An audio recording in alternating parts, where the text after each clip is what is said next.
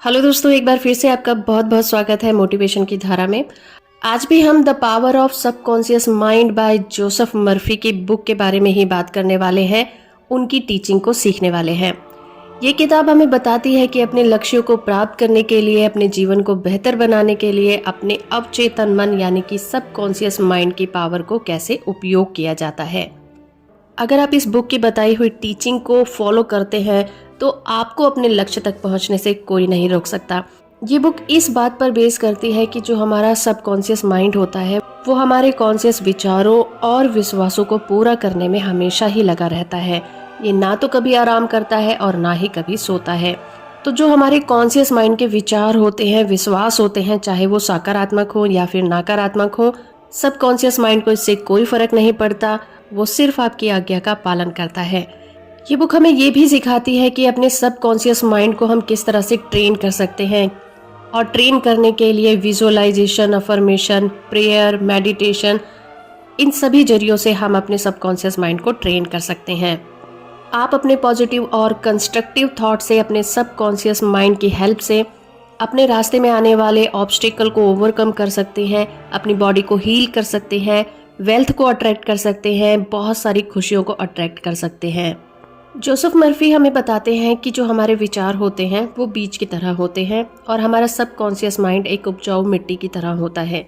जिस तरह से आप किसी भी उपजाऊ मिट्टी में कोई बीज डाल देते हैं तो उसके बाद उसमें पौधा निकलना और पौधे के बाद वो पेड़ बनना स्टार्ट हो जाता है, उसी तरह से हमारा सबकॉन्शियस माइंड भी काम करता है।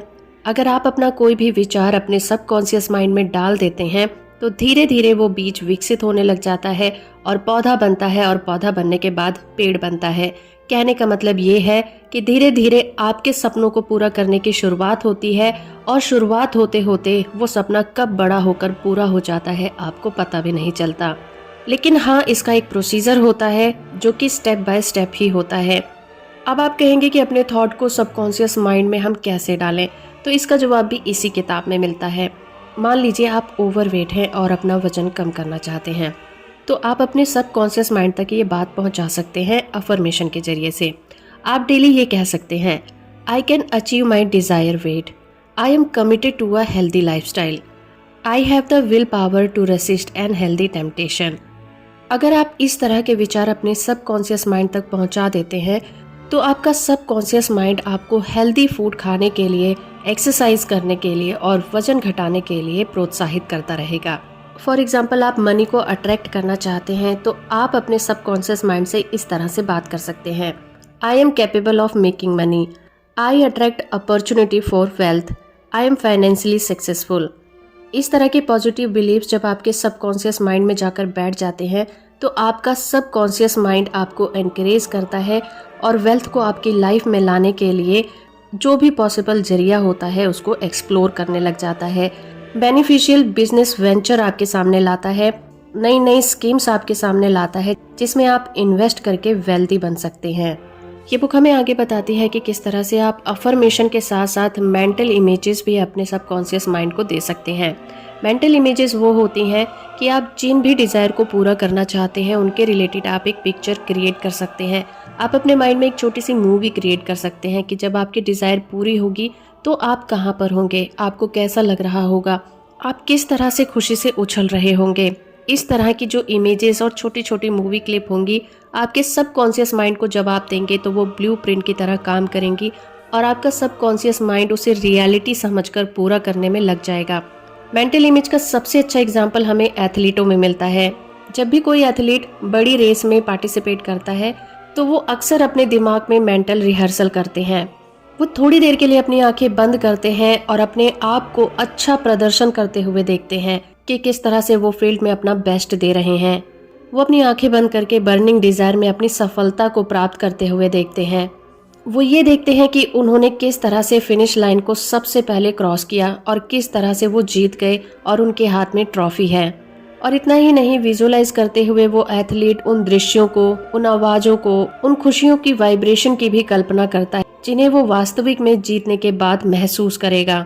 वो ये विजुअलाइज करने की कोशिश करते हैं कि किस तरह से भीड़ में उनका नाम पुकारा जा रहा है, किस तरह से जीतने के बाद कंधों पर उसे उठाया जा रहा है। इस तरह से जब आप एक मेंटल इमेज और मेंटल मूवी क्रिएट करते हैं तो वो आपके सबकॉन्शियस माइंड को रीप्रोग्राम कर देता है।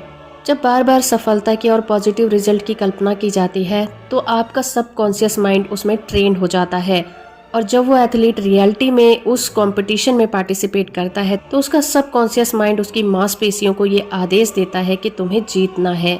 ये बुक हमें बताती है कि मेंटल इमेज की जो इम्पोर्टेंस है उसको बहुत सारी साइंटिफिक स्टडीज में प्रूव भी किया जा चुका है। ये स्टडीज हमें बताती हैं कि जो भी एथलीट अपनी इमेजिनरी पावर को बहुत ज़्यादा प्रभावशाली बना लेता है या फिर रेगुलर बेसिस पर अपनी इमेजिनरी पावर का उपयोग करता है, देखा ये गया है कि इस तरह के एथलीट बहुत ज़्यादा फोकस्ड होते हैं, कम चिंता करते हैं और आत्मविश्वास से भरे रहते हैं। तो इस तरह से हमें ये बुक बताती है कि जो मेंटल इमेज होती है वो बहुत ही पावरफुल टूल होते हैं, चाहे वो एथलीट हो, बिजनेसमैन हो, नॉर्मल इंसान हो, चाहे वो कोई भी हो। एक पॉजिटिव मेंटल इमेज बनाकर कोई भी व्यक्ति अपने आप को वो बना सकता है जो वो खुद को बनते देखना चाहता है। वो अपना आत्मविश्वास बढ़ा सकता है और लाइफ के अलग अलग एरियाज में अपने गोल को अचीव भी कर सकता है। तो दोस्तों, इस वीडियो को हम यहीं पर एंड करते हैं और इसके और पॉइंट्स के साथ मैं अपनी अगली वीडियो में आपके सामने जरूर हाजिर होंगी।